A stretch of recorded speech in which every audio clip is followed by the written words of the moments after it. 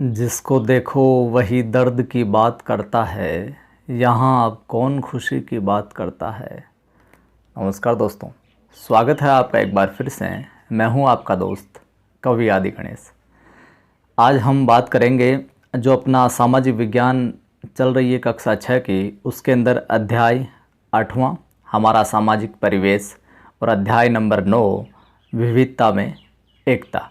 इन दो अध्यायों के अंदर जो भी महत्वपूर्ण पंक्तियां हैं, जो भी महत्वपूर्ण तथ्य फैक्ट हैं जहां से प्रश्न बन सकते हैं, उतने ज़्यादा नहीं है, लेकिन फिर भी जितने भी हैं उन सबको एक साथ समाहित करने का प्रयास किया है। तो वीडियो को आप एक तो लाइक किया करें, उससे हमारा हौसला बढ़ता है, संबल मिलता है कि हाँ, हम जो अध्ययन सामग्री आपको प्रोवाइड करवा रहे हैं, उपलब्ध करवा रहे हैं, वो वाकई में आपको पसंद आ रही है। और एक ज़्यादा से ज़्यादा मित्रों को ग्रुप के अंदर पर्सनल शेयर किया करें ताकि वो भी इससे जुड़कर इसका लाभ ले सके। टेलीग्राम चैनल है अपना कवि आदि गणेश हिंदी नाम से, इसको भी आप ज्वाइन कर सकते हैं। कई सूचनाएं मैं यहाँ पर भी डालता रहता हूँ। कविताओं में रुचि रखते हैं, प्रेरक वीडियो देखना चाहते हैं तो आदि की आवाज़ नाम से अपना दूसरा चैनल है, उसको भी आप सब्सक्राइब कर सकते हैं। चलिए प्रारंभ करते हैं। 8वां जो अध्याय है हमारा सामाजिक परिवेश, वहाँ से सबसे पहले बात आती है परिवार की। तो परिवार को समाज की सबसे छोटी इकाई के रूप में माना जाता है। समाज की सबसे छोटी इकाई के रूप में किसे माना जाता है या किसे कहा जाता है? परिवार को। ठीक है, सरल सी चीज़ें हैं लेकिन कई बार पूछ ली जाती है।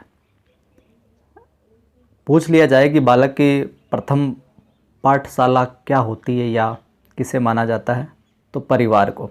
बालक की प्रथम पाठशाला के रूप में उसका परिवार ही होता है। ये वैकल्पिक प्रश्न बनाया हुआ भी है 8वें अध्याय के आखिर के अंदर। समाज में मिलजुल कर रहने की शिक्षा बालक को कहाँ से मिलती है? परिवार से। परिवार ही वह माध्यम है जिसके ज़रिए यह शिक्षा मिलती है कि समाज के अंदर हमें हिल मिलकर मिलजुल कर प्रेम भाव से रहना चाहिए। अब हम बात करते हैं, कई बार पूछा गया है एकल परिवार और संयुक्त परिवार के विषय में। सबको ज्ञात होगा, लेकिन अध्यायवार हम ये प्रश्नों का फैक्ट का सिलसिला जो चला रखा है, तो ये चीज़ भी समाहित करनी ज़रूरी है। एकल परिवार यानी कि आप अपने माता पिता और भाई बहनों के साथ रहते हैं तो वो क्या कहलाएगा? एकल परिवार।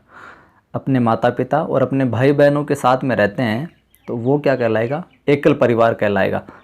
एकल परिवार के अर्थ को हम ले यूँ तो विवाहित युगल और उनके बच्चे। एकल परिवार का क्या अर्थ हो गया? विवाहित युगल, पति पत्नी और उनके बच्चे, ये एकल परिवार की श्रेणी में आते हैं।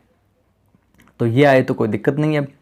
अब बात करते हैं संयुक्त परिवार की। संयुक्त का अर्थ हो गया साथ में, तो माता पिता भाई बहनों के साथ में आपके दादा दादी, ताऊ ताई, चाचा चाची, आपके बुआ वगैरह, ये सभी सम्मिलित रूप में एक जगह अगर रहते हैं, साथ में रहते हैं सभी लोग, तो ऐसा परिवार कौन सी श्रेणी में आएगा?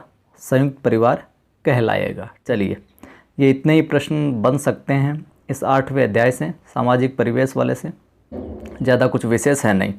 अब हम बढ़ते हैं जो 9वां अध्याय है विविधता में एकता। ये अपने हिंदुस्तान की, भारत की एक प्रमुख विशेषता है, विविधता में एकता।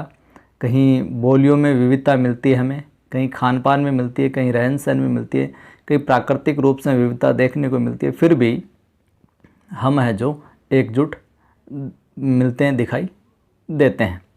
चलिए, कहाँ पर क्या क्या विभिन्नताएँ हैं और कैसे प्रश्न पूछा जा सकता है, जहाँ से प्रश्न पूछा जा सकता है वही चीज़ें समाहित हुई है। जो अध्याय है उसके आखिर में, प्रथम पन्ने के आखिर में आता है कि देश के पंजाब राज्य में गेहूं और चावल है जो अधिक पैदा होते हैं। तो पूछ लिया जाए कि देश में किस राज्य में चावल और ये गेहूं ज़्यादा पैदावार होती है, तो पंजाब के अंदर गेहूं और चावल है जो अधिक पैदावार होती है। चाय की बात करें तो चाय के अनुकूल जो स्थितियां हैं वो आसाम में है, वो दूसरी जगह आपको नहीं देखने को मिलती जितने की आसाम में मिलती है। तो ये एक विविधता हो गई। केरल और तमिलनाडु की हम बात करें तो यहाँ पर जो समुद्र तटीय इलाके हैं वहाँ पर नारियल है जो बहुतायत मात्रा में पैदावार होती है, मिलते हैं यहाँ पर। तो ये और जगह नहीं मिलते इतनी मात्रा के अंदर वहाँ पर पैदावार नहीं होती जितने की केरल और तमिलनाडु के तटीय क्षेत्रों में मिलती है। राजस्थान की अगर हम बात करें तो राजस्थान में बाजरा और मक्का विशेष तौर से यहाँ पर पैदा होते हैं, बाजरा और मक्का। अब कुछ त्योहारों के आधार पर भी हमें विविधता देखने को मिलती है। कई प्रकार के त्यौहार मनाए जाते हैं, कई जगह अलग अलग नामों से पुकारा जाता है। तो हम बात करें तो असम में बिहू, केरल में ओणम। ध्यान रखिएगा इन नामों को, यहाँ से प्रश्न बन सकता है। असम में बिहू, केरल में ओणम, तमिलनाडु में हम बात करें तो पोंगल, राजस्थान में गणगौर और तीज के त्यौहार, बिहार में हम बात करें तो छठ पूजा, राजस्थान में गणगौर और तीज, तमिलनाडु में पोंगल, बिहार की हम बात करें तो छठ पूजा। वहीं आगे हम बात करें पंजाब में वैसाखी। ये आदि प्रकार के त्यौहार मनाए जाते हैं अलग अलग जगहों में। तो ये भी एक विविधता में एकता का अपने प्रतीक है। यहाँ पर खान पान की विविधता देखें तो दक्षिण में इडली डोसा ये प्रमुखतया खाया जाता है।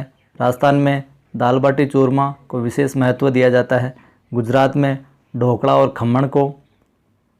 पंजाब में बात करें तो मक्के की रोटी और सरसों का साग, इसको विशेष तौर से महत्व दिया जाता है। बिहार में लिट्टी चोखा प्रसिद्ध है। तो अलग अलग क्षेत्रों के अंदर, अलग अलग जगहों के अंदर अलग अलग खाने की चीज़ें हैं जो प्रसिद्ध है, विशेष महत्व है, उनको दिया जाता है। तो ये भी एक विविधता में एकता का ही प्रतीक है। आगे हम बढ़ते हैं राष्ट्रीय प्रतीक। राष्ट्रीय जो प्रतीक चिन्ह हैं उनकी बात आती है तो हालांकि सबको ज्ञात है, लेकिन फिर भी कई बार कूट वाले प्रश्न आ जाते हैं जिनमें भ्रम हो जाता है आसान होते हुए भी। तो राष्ट्रीय ध्वज अपना तिरंगा, राष्ट्रीय चिन्ह अशोक स्तंभ, राष्ट्रीय पशु की बात करें तो बाघ, राष्ट्रीय पक्षी की हम बात करें तो मोर, राष्ट्रीय पुष्प कमल हो गया अपने, राष्ट्रीय खेल की बात करें तो हॉकी हो जाएगा, राष्ट्रगान की बात करें तो जनगण मन, गान गण मन, गान गण। राष्ट्रगान और राष्ट्रगीत में कई बार भ्रम हो जाता है कि कौन सा होगा और कौन सा नहीं होगा। तो राष्ट्रगान जनगण मन और राष्ट्रगीत वंदे मातरम। तो ये अपने अध्याय 8 और अध्याय 9 के अंदर जहाँ से प्रश्न बन सकते हैं वो चीज़ें आपको बताई। कैसा लगा वीडियो कमेंट करके बताएं। लाइक कर दे, नहीं किया तो पहली बार देख रहे हैं तो सब्सक्राइब करके घंटे के निशान को ज़रूर दबा लें ताकि आने वाले वीडियोज़ की सूचना भी आपको मिलती रहे। जय हिंद, वंदे मातरम।